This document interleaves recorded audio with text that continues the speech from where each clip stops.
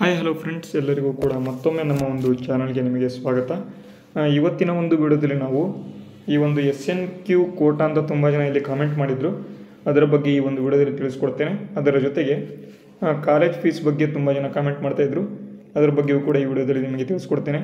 ಮತ್ತು ಇಲ್ಲಿ ಎಷ್ಟು ರ್ಯಾಂಕಿಗೆ ಯಾವ ಸೀಟ್ ಸಿಗ್ಬೋದು ಅದರ ಬಗ್ಗೆಯೂ ಕೂಡ ಸ್ವಲ್ಪ ಇಲ್ಲಿ ಮಾಹಿತಿ ಸಿಗುತ್ತೆ.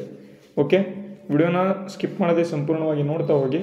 ಅದಕ್ಕೂ ಮುಂಚೆ ನೀವೇನಾದರೂ ಫಸ್ಟ್ ಟೈಮ್ ನಮ್ಮ ಚಾನಲ್ನ ನೋಡ್ತಾ ಇದ್ದರೆ ವಿಡಿಯೋಗೆ ಈಗಲೇ ಒಂದು ಲೈಕ್ ಮಾಡಿ, ಮತ್ತು ಸಬ್ಸ್ಕ್ರೈಬ್ ಯಾರಾದರೂ ಮಾಡ್ಕೊಂಡಿಲ್ಲ ಅಂತಂದರೆ ಈಗಲೇ ಚಾನಲ್ನ ಸಬ್ಸ್ಕ್ರೈಬ್ ಮಾಡ್ಕೊಳ್ಳಿ. ಯಾಕೆ ಅಂತಂದರೆ ಮುಂದೆ ಬರ್ತಕ್ಕಂಥ ಒಂದು KCET ಮತ್ತು NEET 2025ರಲ್ಲಿ ಬರ್ತಕ್ಕಂಥ ಒಂದು ಅಪ್ಡೇಟ್ಗಳಿಗಾಗಿ ಆಗಿರ್ಬೋದು, ಮತ್ತು ಯಾವುದಾದ್ರೂ ಒಂದು ನ್ಯೂಸ್ ಆಗಿರ್ಬೋದು ಅಥವಾ ಅಪ್ಡೇಟ್ ಆಗಿರ್ಬೋದು, ಎಲ್ಲವನ್ನು ಕೂಡ ಫ್ರೀಯಾಗಿ ನಮ್ಮ ಒಂದು ಚಾನಲ್ನಲ್ಲಿ ನಿಮಗೆ ಸಿಗ್ತಾ ಹೋಗ್ತದೆ.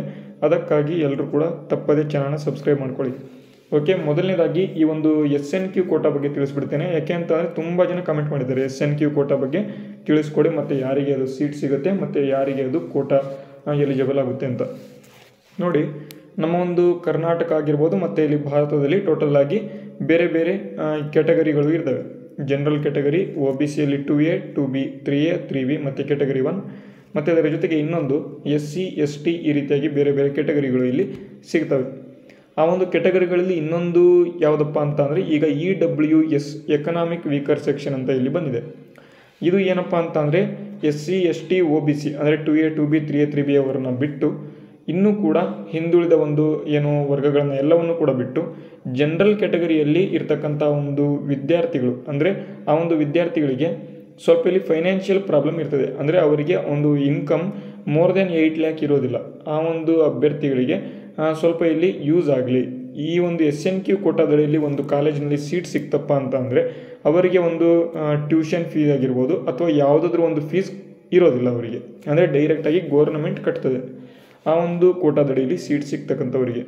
ಅದಕ್ಕಾಗಿ SNQ ಕೋಟಾದಡಿಯಲ್ಲಿ ಸೀಟ್ ಪಡೆದುಕೊಳ್ಳುವವರಿಗೆ ಟ್ಯೂಷನ್ ಫೀಸ್ ಕಟ್ಟುವ ಒಂದು ಅಗತ್ಯತೆ ಇಲ್ಲಿ ಇರೋದಿಲ್ಲ. ಅದಕ್ಕಾಗಿ ತುಂಬ ಜನ ಕೇಳ್ತಾ ಇರ್ತಾರೆ SNQ ಕೋಟಾವನ್ನು ಪಡ್ಕೊಳ್ಳೋದು ಹೇಗೆ ಅಂತ.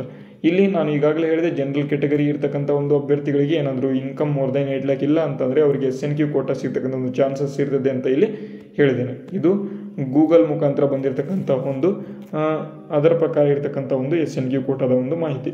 ಓಕೆ, ನೆಕ್ಸ್ಟು ಇಲ್ಲಿ ಕಾಲೇಜ್ ಫೀಸ್ಗೆ ಬರೋದಾದರೆ ನೋಡಿ, ಕಾಲೇಜ್ ಫೀಸ್ ಯಾವ ರೀತಿ ಇರುತ್ತೆ ಅಂತಂದರೆ ನಿಮಗೆ ಟೋಟಲ್ ಆಗಿ 3 ಟೈಪ್ಸ್ ಕಾಲೇಜ್ ಇರ್ತದೆ. ಗೋರ್ನಮೆಂಟ್ ಕಾಲೇಜ್ ಅಂತ ಇರ್ತದೆ, ಗೋರ್ನಮೆಂಟ್ ಆ್ಯಡೆಡ್ ಕಾಲೇಜ್ ಅಂತ ಇರ್ತದೆ, ಪ್ರೈವೇಟ್ ಕಾಲೇಜಸ್ ಅಂತ ಇರ್ತವೆ. ಟೋಟಲ್ ಆಗಿ 3 ಕಾಲೇಜಸ್ಗಳು ಇರ್ತವೆ. ನೀವೇನಾದರೂ ಗೋರ್ನಮೆಂಟ್ ಕಾಲೇಜಿನಲ್ಲಿ ನೀವು ಸೀಟ್ ತೊಗೊಂಡ್ರೆ ಗೋರ್ನಮೆಂಟ್ ಕಾಲೇಜ್ ಗೋರ್ನಮೆಂಟ್ ಸೀಟ್ ಅಂದರೆ ಗೋರ್ನಮೆಂಟ್ ಸೀಟ್ ಇನ್ ಗೋರ್ನಮೆಂಟ್ ಕಾಲೇಜ್ ಅಂತ ಬರ್ತದೆ. ಈ ಒಂದು ಗೋರ್ನಮೆಂಟ್ ಕಾಲೇಜಿನಲ್ಲಿ ನೀವೇನಾದರೂ ಸೀಟ್ ತೊಗೊಂಡ್ರಿ ಅಂತಂದರೆ ಏನಪ್ಪ ಆಗ್ತದೆ ಅಂತ ಅಂದರೆ ನಿಮಗೆ ಆಲ್ಮೋಸ್ಟ್ ಗೋರ್ನಮೆಂಟ್ ಫೀಸ್ ಎಷ್ಟಿರುತ್ತೆ ಅಷ್ಟು ಮಾತ್ರ ನೀವು ಕಟ್ಟಬೇಕಾಗಿರ್ತದೆ.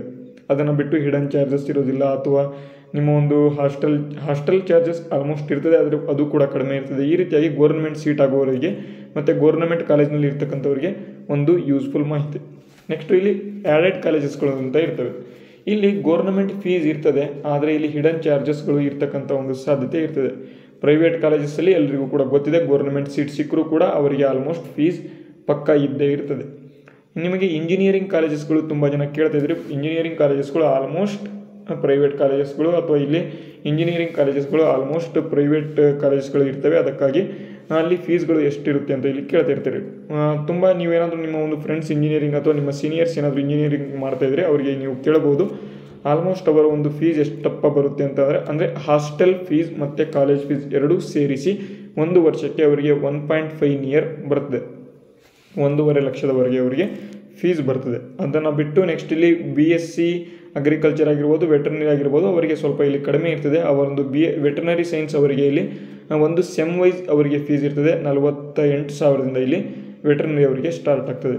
ಅದೇ BSc ಅಗ್ರಿಕಲ್ಚರ್ ಬರೋದಾದರೆ 28,000ದಿಂದ 30,000ವರೆಗೆ ಈಗ ಪ್ರೆಸೆಂಟ್ ಫೀಸ್ ಇದೆ ಅವರಿಗೆ. ಆ ಒಂದು ಫೀಸ್ನ ಅಡಿಯಲ್ಲಿ ನಿಮಗೆ ಸೀಟ್ಗಳು ಸಿಗ್ತಾ ಹೋಗ್ತದೆ. ನೆಕ್ಸ್ಟ್ ಇಲ್ಲಿ B ಫಾರ್ಮಾ D ಫಾರ್ಮಾ ಕೂಡ 60,000 65,000 ಈ ರೀತಿಯಾಗಿ ಫೀಸ್ ಇದೆ. ಅದರ ಬಗ್ಗೆ ನಿಮಗೆ ಮಾಹಿತಿ ನಿಮಗೆ ಮುಂದೆ ಸಿಗ್ತಾ ಹೋಗ್ತದೆ. ಓಕೆ, ಇದಾಗಿತ್ತು ಈ ಒಂದು SNQ ಕೋಟಾ ಆಗಿರ್ಬೋದು ಮತ್ತು ಇಲ್ಲಿ ಕಾಲೇಜ್ ಫೀಸ್ ಬಗ್ಗೆ ಆಗಿರ್ತಕ್ಕಂಥ ಒಂದು ಮಾಹಿತಿ. ಮತ್ತು ಯಾವ ರ್ಯಾಂಕಿಗೆ ಎಷ್ಟು ಯಾವ ಸೀಟ್ ಸಿಗುತ್ತೆ ಅಂತ ಇಲ್ಲಿ ಮುಂದಿನ ಒಂದು ವಿಡಿಯೋದಲ್ಲಿ ನಿಮಗೆ ತಿಳಿಸ್ಕೊಡ್ತಾ ಹೋಗ್ತೇನೆ. ಈ ಒಂದು ವಿಡಿಯೋ ಹೆಲ್ಪ್ಫುಲ್ ಆಗಿದ್ದರೆ ವಿಡಿಯೋಗೆ ಒಂದು ಲೈಕ್ ಮಾಡಿ, ಶೇರ್ ಮಾಡಿ, ಸಬ್ಸ್ಕ್ರೈಬ್ ಯಾರಾದರೂ ಆಗಿಲ್ಲ ಅಂದರೆ ಎಲ್ಲರೂ ಕೂಡ ಸಬ್ಸ್ಕ್ರೈಬ್ ಮಾಡ್ಕೊಳ್ಳಿ. ಈ ವಿಡಿಯೋನ ಮುಗಿಸ್ತಾ ಇದ್ದೀನಿ. ಜೈ ಹಿಂದ್, ವಂದೇ ಮಾತರಂ.